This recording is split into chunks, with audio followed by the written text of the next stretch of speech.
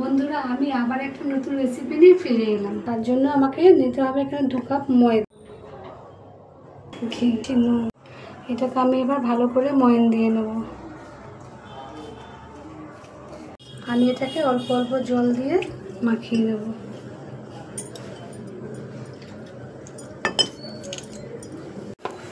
আমার ময়দাটা পুরো মাখা হয়ে গেছে। এটা এখন পাশে আমি রেডি করে নিচ্ছি।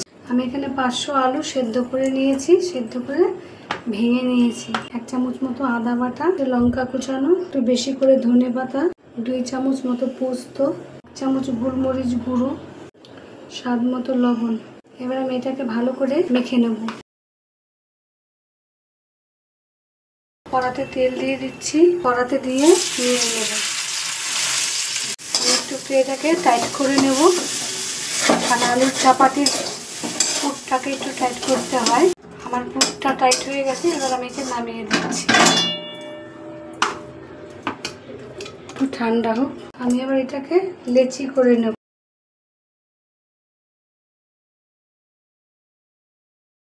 আমি এইভাবে লেচি কেটে নিয়েছি।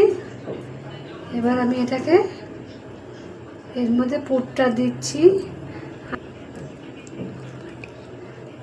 আলুর চাপাটি এত সুন্দর লাগে খেতে, বলার মতো না। অবশ্যই একবার বাড়িতে ট্রাই করে দেখবেন, অবশ্যই একবার করবেন বাড়িতে। এত ভালো লাগে খেতে আলুর চাপাটিটা। আমার সব কটা তৈরি হয়ে গেছে। এবার আমি বেলে ভাজতে শুরু করব। এইভাবেই বেলে নিতে হবে, লুচির থেকে একটু বড় হবে। এই চাপাটিগুলো এত সুন্দর লাগে খেতে, বলার মতো না। এবার আমি দিয়ে দেবো চাটুতে। অবশ্যই ঘি দিয়ে ভাজতে হবে, ঘিয়ের টেস্টই আলাদা হবে।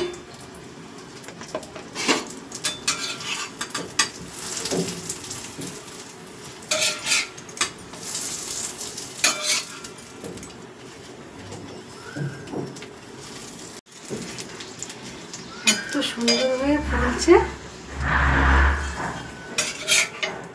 আর এত সুন্দর লাগে খেতে, বলার মতো না। এগুলো পেলে তো আর কিছু চাই না। আমার মেয়ে তো একদম